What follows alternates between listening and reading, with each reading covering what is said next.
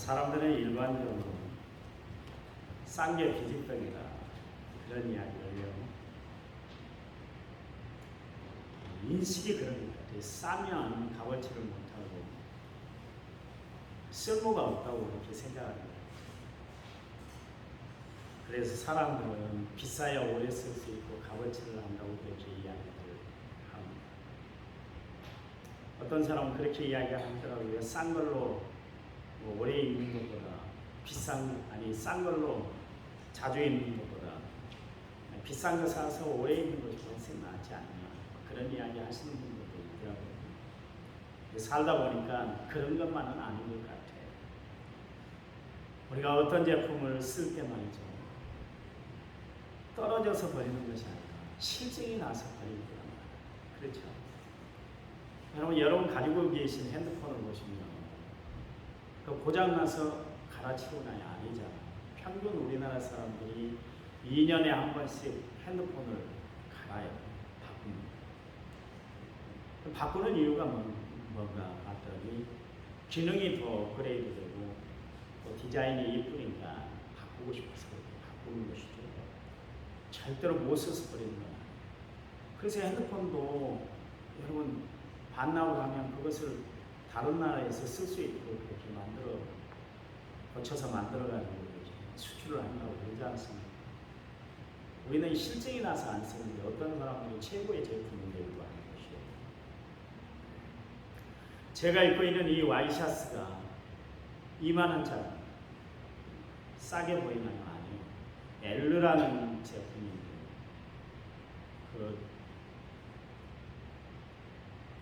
이 옷을 이 넥타이도 2만원짜리 비싼 걸 잘 안 샀습니다. 그래도 저 얼굴을 표현하고 제 몸매를 관리하고 또 내가 여러분한테 쓰는데 전혀 지장이 없어요. 우리 목사님이 이렇게 와이셔츠가 천하게 보이고 넥타이가 저렇게 구질구질해, 그런 이야기 하는 분이 없잖아요. 잘 어울리네요. 그런 이야기. 싸다고 다 나쁜 것이 아니에요. 또한 비싸다고 해서 다 좋은 것은 아니잖아요. 그렇잖아요. 요즘 제품들은 얼마나 잘 나오는지 정말 오래 쓸 수 있도록 이렇게 제품들이 만들어져서 나오고 있습니다. 떨어져서 버리는 것이 없어요. 옛날에는 여러분 고무신 신을 신고 다닐 때는 양말이 금방 며칠 안 돼서 구멍이 다 나잖아요. 앞뒤로 다 나버리고. 근데 지금은 그런 일이 전혀 없잖아요. 제가 우리 집사님 보고 오수의 장날 집사님이 양말 좀 사주세요 그랬어요. 10,000원에 10켤레짜리예요. 지금도 신고 있는데 1년 넘게 신고 있는데 하나도 떨어진 것이 없어요. 얼마나 잘 신고 다니는. 아파트 가서 헌옷 수거함을 뒤져보면 쓸만한 옷들이 얼마나 많이 있는지 모르겠어요. 그건 떨어져서 버리는 것이 아니라 실증이 나서 버렸기 때문에 그렇죠. 현대사회를 소비사회다 그렇게 정의한 장 보드리아는 현대사회의 그 소비 형태는 단순히 제품을 소비하는 데 그치는 것이 아니라 제품이 지닌 기호와 상징을 소비하고 있다, 그런 이야기를 했습니다. 무슨 이야기냐면 사람들이 딱 메이커를 보고 이게 어떤 메이커야, 그것을 보고 옷을 사고 제품을 산다, 그런 이야기예요. 일부 사람들이 명품을 참으로 좋아하는데 그 이유 중에 하나가 뭐냐면 명품을 걸쳐야 그래서 나는 좀 특별한 사람이야. 나는 이 명품을 살 정도로 나는 그래도 좀 살 만큼 살고 있어. 그것을 과시하기 위해서 사람들이 명품을 걸치고 다닌다, 그런 이야기를 했습니다. 여러분 그렇잖아요. 유명 연예인들이 브랜드가 있는 그런 옷을 입고 다니면 야 이쁘다, 나도 한번 사봤으면 좋겠다, 그런 생각이 들 때가 있잖아요. 그런 마음을 품을 때가 있잖아요. 이것을 후광 효과다 그렇게 이야기합니다.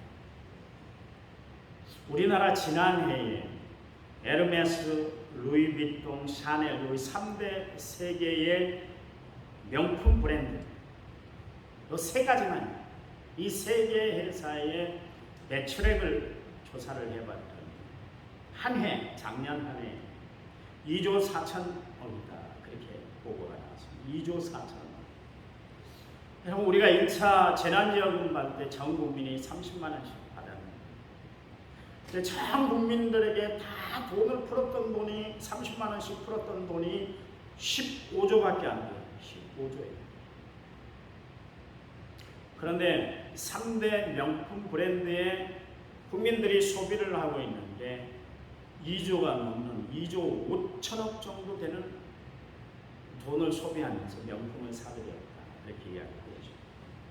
제가 인터넷을 뒤지면서 깜짝 놀란 게, 모르겠어요. 에르메스가 제일 비싼 것 같아요. 샤넬하고는 도저히 경쟁이 안 되더라고요. 에르메스 백이 얼마인지 아세요? 제가 새벽녘 때 말씀드렸는데 백이 9,500만 원. 반응이 없는 거 보니까 기절하셨나. 가방 하나가 9억 5천만 원이라니. 9억 5천만 원. 그것도 인터넷에서. 거의 1억이죠. 1억. 1억이면 웬만한 시골 동네 아파트 한 채는 살 수 있어요. 한 채값을 백으로 메고 다니는. 여러분, 우리 서민 같은 사람은 10만 원짜리 백을 살 때도 몇 번 주저하잖아요. 이거 꼭 살아야 되는가, 꼭 사야 되는가. 몸가를 때 얼마나 많았죠. 그런데 가방 하나에 1억이래요. 1억. 에르메스 슬리퍼 하나가 130만 원이고요. 에르메스 스카프가 700만 원이에요. 700만 원. 누구 1년 생활비예요.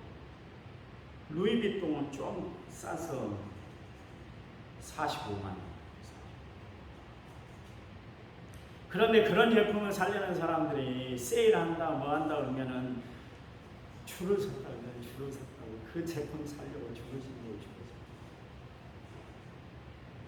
그러니 우리가 상상하지 못하는 그런 소비 문화를 가지고 있는 문화 충격을 가져다 주는 사람들이 우리 주변에 살고 있다는 것이 우리에게 충격이에요. 한국 사람들이 명품을 너무나 좋아하니까 이 3대 회사가 일제히 한국에서 파는 제품만큼은 다 올렸잖아요. 올려도 사니까. 올려도 사니까. 아니, 내가 열심히 일해서 번 돈으로 내가 사겠다는데 무슨 말이 그렇게 많냐, 그렇게 이야기하면 저도 할 말이 없습니다. 우리가 생각하는 수준의 삶을 뛰어넘어서 살아가는 사람들이 우리 주변에 꽤 있다는 것을 보고 충격을 받았어요. 이런 사람들은 명품으로만 생각이 그냥 가득 차 있는 거예요. 자신의 명품을 걸치고 다니면 명품이 인생이 되는 것으로 그렇게 생각하는지 모르겠습니다. 그러나 명품 인생은 몸에 얼마나 귀한 것, 값진 것을 정말 걸치고 다니냐가 중요한 것이 아니라 내 자신이 명품의 삶을 살아야 되는 걸 믿으시기 바랍니다. 하나님은 우리가 거칠해하고 거치장 하는 것을 중요하게 여기는 것이 아니라 우리 속심령, 속사람을 하나님 중심을 보시고 더 살피시는 하나님이세요. 그러므로 예수 믿는 우리는 세상 것에 치심하고 세상 것에 마음 뺏기고 살아서는 안 된다. 그런 이야기입니다. 여러분, 우리는 귀한 곳에 마음을 두고 살아갈 줄 아는 믿음의 성도들이 되시기를 간절히 부탁을 드립니다. 바울 역시 마찬가지로 예수를 믿기 전에는 세상 것으로 모든 것을 다 치장하고 살았던 사람이었어요. 그리고 그런 것들이 자신을 명품 인생으로 만든 줄 알았어요. 그런데 그가 예수를 만난 이후에 그의 삶은 완전히 변화가 되었죠. 그가 무슨 고백을 했습니까? 나는 예수를 믿고 난 뒤에 나는 그리스도만 알기로 하였다. 십자가만 나는 자랑거리로 여기고 살겠다. 그런 이야기를 했어요. 그의 가치관, 그의 인생, 그의 패러다임이 완전히 다 바뀌어버렸어요. 왜요? 예수님 때문에. 그는 명품 인생이라는 것은 어떤 인생일까? 예수님과 함께하는 인생이 명품 인생이라는 것을 알았기 때문에 그가 그동안 추구했던 세상 것들, 그것이 나를 명품으로 만드는 것이 아니라 하나님이, 예수님이, 성령님이 나를 명품으로 만든다는 것을 알게 되었다. 그런 이야기. 아시나요? 사람들은 대부분 외모를 보고 그 사람을 평가하고 평가하기도 합니다. 그러나 하나님은 우리의 겉모습을 보는 것이 아니라 우리의 중심을 살피세요. 사무엘상 16장 7절 말씀에 내가 보는 것은 사람과 같지 아니하니 사람은 외모를 보거니와 나 여호와 하나님은 중심을 보신다. 그래서 하나님은 속사람이 잘 단장되어 있는 정말 명품의 인생을 찾고 있다는 사실을 우리는 분명히 기억하고 신앙생활에 나가고 세상을 살아가는 성도들이 되어야 할 줄 믿습니다. 여러분, 인생을 온갖 거칠해하는 것으로 자기를 치장하고 살았던 예수님 시대에 바리새인들이 있었는데 예수님이 그들을 향해서 하신 말씀이 뭐냐면 해칠한 무덤아 그랬어요. 바리새인들이 이 말을 듣고 자신들의 그 속심령들이 다 까발려지니까 얼마나 기분이 나빴더니 그때부터 예수님을 죽이기로 결심을 했어요. 그래서 어떻게든 예수님을 깎아내리는 일에 그들은 역사적인 사명을 띠고 모든 일들을 감당해 나갔던 것을 아주 잘했습니다. 하루는 예수님이 제자들과 함께 밀바 사이를 지나갔습니다. 제자들이 너무나 배가 고픕니다. 그래서 밀 이삭을 따서 그것을 비벼가지고 먹은 일이 있었습니다. 그게 안식일을 범한 겁니다. 여러분, 성경의 안식이라는 것은 그것까지 자세히 이야기를 하고 있지 않습니다. 그런데 사람들이 장로의 유전이다 그래서 하나님을 믿는 사람들은 대체적으로 이런 것까지는 지켜야 돼. 그래서 규율을 하나 만들었는데 이삭을 땄다는 것은 수확을 했다는 것이고 그래서 손에 딱 놓고 비볐다는 것은 도정을 했다는 거예요. 일을 했다는 거예요. 이게 일했다. 그것까지도 트립을 잡았다는 사람들. 그래서 네 제자들이 안식일을 거룩하게 지켜야 되는데 그것도 제재를 안 하고 안식일날 그렇게 일을 해가면서 미리 이삭을 먹었냐 그러면서 예수님에게 얼마나 쏘아붙였는지 몰라요. 예수님이 분명히 나는 안식일의 주일이야 그렇게 말씀했음에도 불구하고 그들은 예수님을 향해서 그렇게 쏘아붙였어요. 또 다른 안식일날 예수님이 한쪽 손 마른 사람을 고쳐주었어요. 그랬더니 안식일날 일을 했다고 병자를 고쳐줬다고 또 그것을 트집거리고 잡았습니다. 여러분, 우리가 자칫 잘못하면 신앙생활하다가 바리새인 같은 사람이 될 수가 있어요. 매사가 트집거리 가운데 살아가는 사람들이 있어요. 여러분, 신앙생활은 그렇게 하는 것이 아니에요. 은혜로 하는 것이죠. 그랬더니 예수님이 그들 앞에서 그런 이야기를 했어요. 야, 니네 집에 안식일날 니네 자식이나 아니면 송아지가 우물에 떨어졌어. 우물에 빠져 있으면 그래 죽어라 그러고 보고만 있겠느냐, 건져내지 않겠느냐, 그런 이야기를 하셨어요. 그래요. 하루는 예수님이 세리의 집을 들어가셨는데 그가 누군 줄 알았으면 저 양반이 세리의 집이라 가까이 하지 아니하고 들어가지 않았을 텐데 들어간 것은 음식이 먹고 싶어하고 저렇게 음식을 탐해서 들어가는 것이다. 그렇게까지 예수님을 못되게 보였어요. 그러면서 예수님을 세리와 창기들과 놀아나는 인간이다 그렇게 평가를 해버렸습니다. 한 번은 귀신 들린 여인을 고쳐주었더니 저가 귀신의 왕인 바알세불에 힘입어서 그렇게 귀신을 고쳤다 그렇게 이야기를 했습니다. 저들은 항상 예수님 앞에 어떻게 하면 헛뜯을 수 있을까, 어떻게 하면 비난할 수 있을까, 그 일에 신경을 쓰고 살았던 사람들이 바리새인들이었습니다. 예수님이 분명히 저들의 잘못된 행동을 지적했었잖아요. 그러면 자신들의 속심령을 들여다보고 도대체 왜 우리가 이런 말을 드려야 되는가 한번 살펴보고 정말 하나님 앞에 회개할 것 철저히 회개하고 그리고 하나님 앞에 바로 서야 할 것 바로 세우고 살았어야 되는데 그들은 전혀 그러지를 못했습니다. 그것은 그들이 전혀 영적이지 못했다 그런 이야기죠. 그래서 예수님이 이런 이야기를 하셨어요. 마태복음 23장 23절에 33절 말씀에 보면 화 있을진저 외식하는 서기관들과 바리새인들이여 너희가 박하와 희향과 근세의 11조는 드리되 율법에 더 중한 바 정의와 긍휼과 믿음은 버렸도다. 그러나 이것도 행하고 저것도 버리지 말아야 할지니라. 맹인된 인도자여 하루살이는 걸러내고 낙타는 삼키는도다. 화 있을진저 외식하는 서기관들과 바리새인들이여 장과 대접의 겉은 깨끗이 하되 그 안에는 탐욕과 방탕으로 가득하게 하는도다. 눈먼 바리새인이 너는 먼저 안을 깨끗이 하라. 그리하면 겉도 깨끗하리라. 화 있을진저 외식하는 바리새인들과 서기관들이여 회칠한 무덤 같으니 겉으로는 아름답게 보이나 그 안에는 죽은 사람의 뼈와 모든 더러운 것이 가득하도다. 이와 같이 너희도 겉으로는 사람에게 옳게 보이되 안으로는 예식과 불법이 가득하도다. 화 있을진저 외식하는 서기관들과 바리새인들이여 너희는 선지자들의 무덤을 만들고 의인들의 비석을 꾸미며 이르되 만일 우리가 조상 때에 있었더라면 우리는 그들이 선지자의 피를 흘리는데 참여하지 아니하였으리라 하니 그러면 너희가 선지자를 죽인 자의 자손임을 스스로 증명하미로다. 너희가 너희 조상의 분량을 채우라. 뱀들아 독사의 새끼들아 너희가 어떻게 지옥의 판결을 피하겠느냐. 그러십니다.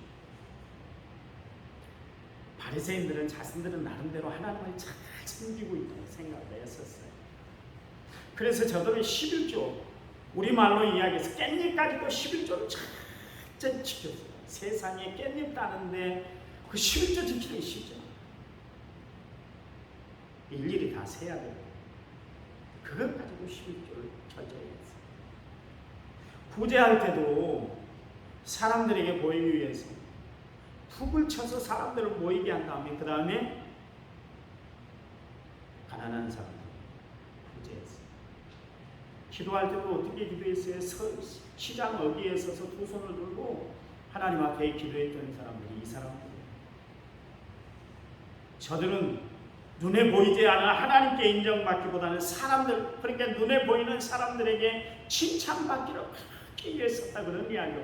여러분 신앙생활은 사람들에게 칭찬받기 위해서 우리가 신앙생활하는 것이 아니라 하나님 앞에 인정받기 위해서 신앙생활에 나가는 성도들이 되어야 줄 믿습니다.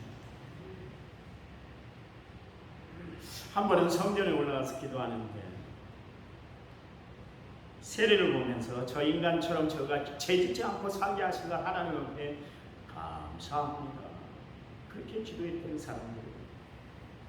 결국 어떻게 됐어요? 저들의 잘못된 행동은 결국 예수님의 진노를 바라고 말았잖아요. 예수님은 어떤 분이에요? 예수님은 사랑과 평안을 추구하시는 하나님, 은혜와 감사와 용서를 베푸시는 하나님 아니십니까?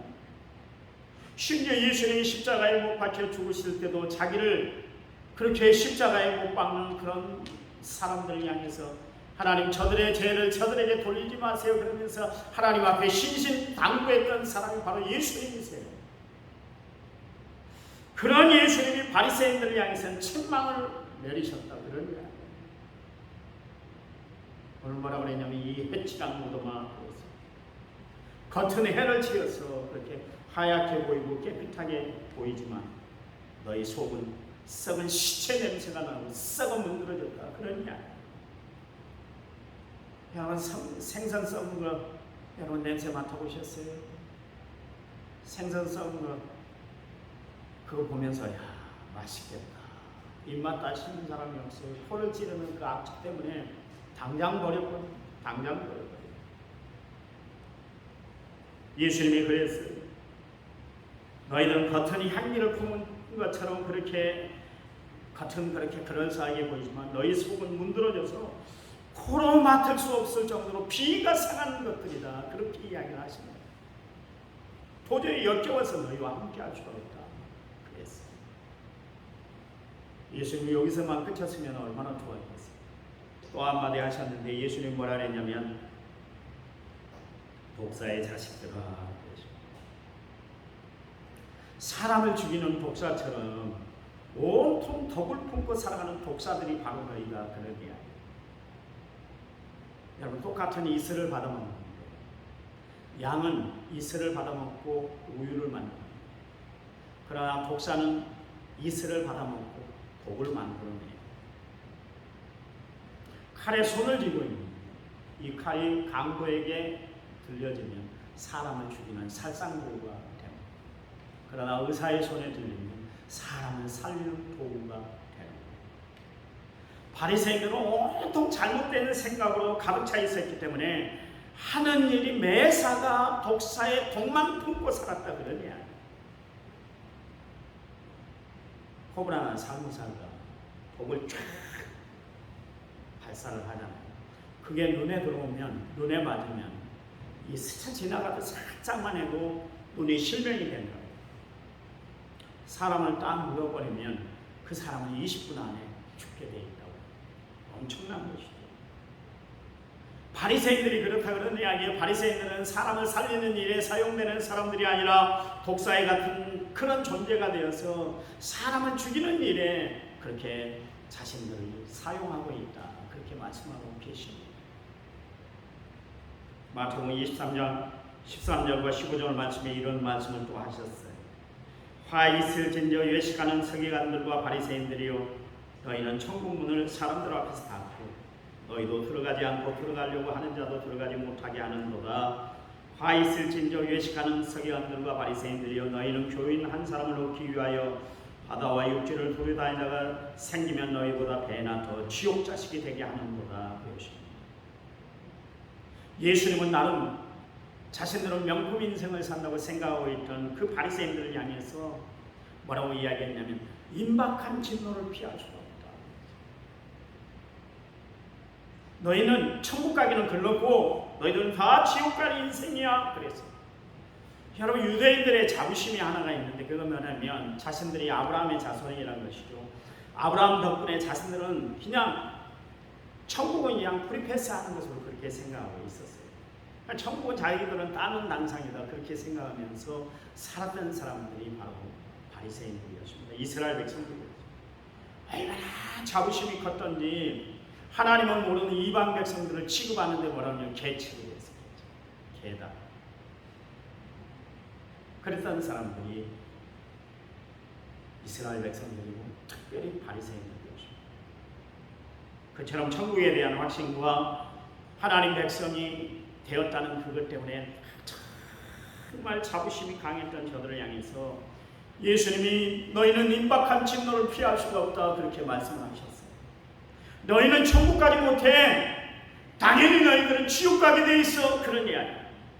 그러니 너희는 하나님의 진노를 피할 수가 없는 거야. 그런 말씀을 하십니다. 얼마나 자존심이 상했겠어요. 지금까지 사람들에게 다 존경만 받고 인사만 받고 살았던 사람들이었는데 예수님이라는 작자가 나타나서 자기들 향해서 그렇게 책망을 하고 자기에게 그냥 자기들이 듣기에 못된 말들을 하니까 속이 뒤집어지는 거예요. 여러분, 예수님이 어떤 분이에요? 아까 말씀드린 것처럼 예수님은 누구든지 위로를 베풀어 주시는 하나님이세요. 예수님은 어떤 분이에요? 어떤 죄를 지었다 할지라도 용서를 베풀어 주시는 하나님이세요. 예수님은 어떤 분이에요? 정말 마음이 넓고 넓어서 회개하고 돌아오기만 하면 언제든지 받아주신 분이 하나님이세요. 그런데도 불구하고 바리새인들만큼은 예수님의 베푸신 사랑도 은혜도 용서도 저들에게는 허락되질 않았다 그랬어요. 왜요? 그들의 이중적인 삶, 가식적인 삶, 거칠고 각한 삶, 도저히 하나님의 용서를 저들에게는 베풀 수가 없었기 때문에 그렇습니다. 여러분, 예수 믿는 여러분, 저와 여러분, 하나님 앞에 진실하게 살아가는 성도들이 되시기 바랍니다. 하나님의 자녀답게 여러분 가식적인 행동을 떨쳐버리고 진심을 품고 진실한 가운데 정직한 영을 가지고 살아가는 믿음의 성도들이 되시기를 간절히 부탁을 드립니다. 그 하나님은 정의의 하나님이세요. 시편 33편 5절 말씀에 보니까 그는 정의와 공의를 사랑하시며 세상에는 여호와의 인자하심이 충만하다. 그래서 이스라엘 나라의 초대왕으로 초대를 받았던 사울왕이 있잖아요. 가문 대대로 얼마나 큰 축복입니까? 그렇잖아요. 한 나라의 왕이 되었다는 것, 한 나라의 대통령이 되었다는 것도 정말 명예로운 일인데 그가 해야 할 일은 뭐냐면 하나님의 명령에 따라서 국정을 수행해 나가는 것, 그것이 그의 사명이에요. 사명. 그런데 그가 하나님의 명령을 어기고 말았잖아요. 아말렉과 전쟁이 일어났는데 야, 내가 다 싸워줄 거야. 내가 다 이기게 할 테니까. 대신에 조건이 하나 있어. 그 아말렉 사람들 어떤 전리품이라도 취해서는 안 돼. 사람도 살려놔서는 안 돼. 다 죽여야 돼. 어떤 물건도 다 불태워버려라. 그래서 사울 왕이 전리품을 취하다 보니까 욕심이 생겨. 이거 불태우기나 아깝고 그래서 몰래 숨겨놨죠. 마침 전장을 방문했던 사무엘 선지자가 짐승 우는 소리가 들립니다. 도대체 뭡니까? 그래서 그 이야기는 도대체 뭡니까? 이야기는 하나님의 명령을 잊었습니까? 이야기. 그러면 그래요 사무엘 선지자, 내가 잠깐 흑심을 품었네. 에이, 저거 버리라고 할게. 부하들 불러서 내가 당장 처리하래. 그래서 얼마나 좋겠어. 그때 핑계거리를 댔어. 내가 하나님 앞에 이렇게 전쟁에 승리하게 하신 것이 너무나 감사해서 제사를 드리려고 남겨놓은 것이 그런 이야기를 했어요. 여러분, 결국 그것 때문에 사울 왕은 하나님 앞에 버림받고 말았어요. 하나님은 핑계거리를 찾지 않으세요. 여러분에게는 하나님은 죄를 지으면 그 죄 그대로 하나님 앞에 토설해내기를 원해요. 토해내기를 원한다. 그런 이야기죠. 우리가 그만큼 진실하게 살아야 된다는 이야기 아니겠어요? 그제서야라도 잘못했으면 그래 사무엘 선지자 내가 잘못했네. 그래 내가 하나님 앞에 용서를 구할 테니까 당신도 나를 위해서 중보해 주어. 그러면 얼마나 좋았겠어요. 사무엘 선지자 옷자락으로 붙잡았어요. 옷이 찢어질 정도로 붙잡았어요. 제발 내 왕의 체면이 있으니까 나의 왕 체면 좀 씌워줘요. 그래서 하나님 앞에 내 잘못을 용서를 받기 위해서 당신이 용서의 기도를 해주고 나도 용서를 구하며 하나님 앞에 기도하겠습니다. 이렇게 하질 않았어요. 지금 사울에게 세우면이 중요한 것이 아니라 하나님 앞에서 진실한 마음, 정직한 모습, 회개가 필요했던 거예요. 여러분, 하나님이 우리에게 원하는 명품 인생은 다른 거 아니에요. 우리 속심령이 밝고 깨끗하고 정직하게 살아가는 것을 원하는 줄 믿으시기 바랍니다. 에베소 3장 16절 말씀에 그의 영광의 풍성함을 따라 그의 성령으로 말미암아 너의 속사람을 능력으로 강건하게 하시며 그랬어요. 늘 인생을 살아가면서 자기의 속사람을 살피고 살았던 사람이 한 사람이 그 사람이 바로 다윗입니다. 다윗. 그가 명품 인생을 살 수 있었던 비결이 거기 있었어요. 하나님이 살펴볼 때 다윗의 정직함을 하나님이 보셨어요. 그는 속사람이 바로 세워져 있는 것을 아주 있습니다. 블레셋 장수 골리앗 앞에 나갈 때 당당하게 나갔어요. 왜냐하면 속심령이 바로 되어 있기 때문에 그래요. 그런 게 하면 우리아의 아내 바스바를 범하고 나서 하나님의 선지자 나단 선지자가 찾아와서 그의 죄를 지적했을 때 그 자리에서 그가 회개했어요. 얼마나 눈물을 쏟고 회개하고 또 회개했던지 요가 적셔지고 침상이 뜰 정도로 자기가 눈물을 흘렸다. 그렇게 이야기를 하고 있습니다. 그리고 그가 하나님 앞에 회개하는 마음으로 시편 51편을 기록을 했는데 시편 51편 3절 말씀에 무릇 나는 내 죄가를 나오니 내 죄가 항상 내 앞에 있습니다. 다윗은 자기가 죄 지은 것에 대해서 핑계대질 않았어요. 부인하질 않았어요. 그래요, 제가 죄인입니다. 받아들였다. 그런 이야기예요. 명품 인생은 다른 거 아니에요. 하나님 앞에 진실하게 서 있는 사람이 명품 인생을 살아가는 사람이에요. 시편 51편 6절 7절 말씀에 보소서 주께서는 중심이 진실함을 원하시오니 내게 지혜를 은밀히 가르치리이다. 무술초로 나를 정결케 하소서. 내가 정하리니 나의 죄를 씻어주소서. 내가 눈보다 힐 것입니다. 그렇게 이야기하고 있습니다. 하나님, 내 죄의 문제를 좀 해결해 주세요. 그런 이야기예요. 나만 회개하는 것이 아니라 하나님도 이 문제를 풀이해 주세요. 해결해 주세요. 그 이야기예요.